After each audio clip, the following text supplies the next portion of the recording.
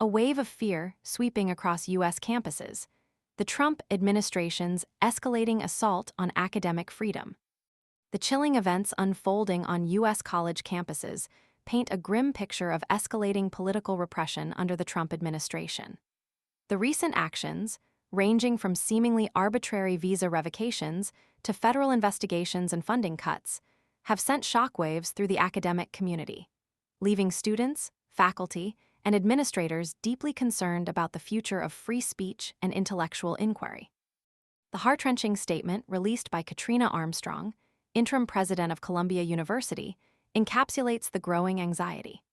Armstrong expressed profound dismay over the presence of Department of Homeland Security, DHS, agents in university residences. While no arrests or seizures were made this time, the very act of such a late-night incursion into student living spaces is deeply disturbing and raises serious questions about the administration's tactics.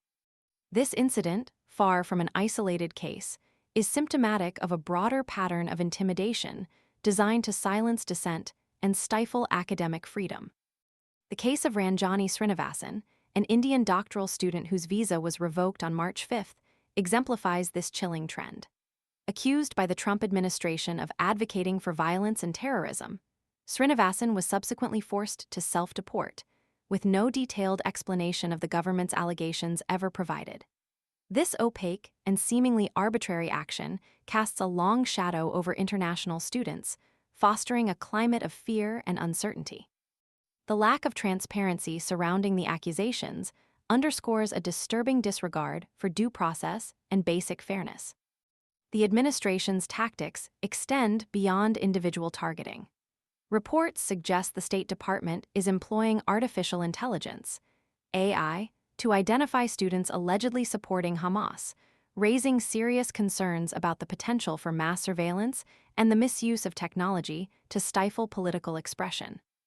The arrests of Mahmoud Khalil and a second individual involved in pro-Palestinian protests further emphasize this troubling trend, creating a chilling effect on student activism and political engagement. The situation at Columbia University has become particularly fraught.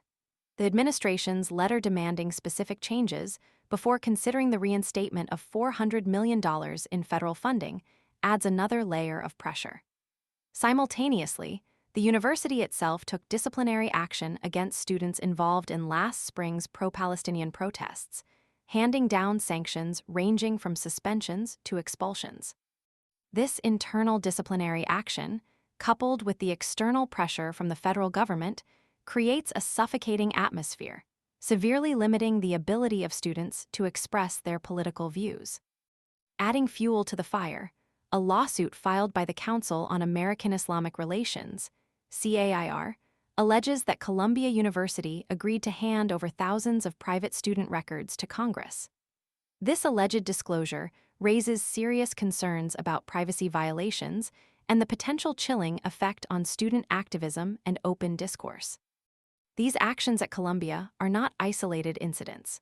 The U.S. Department of Education's Civil Rights Office sent warnings to 60 universities about potential enforcement actions related to allegations of anti-Semitic harassment and discrimination, and Johns Hopkins University announced plans to cut over 2,000 jobs following an $800 million cut in federal grants.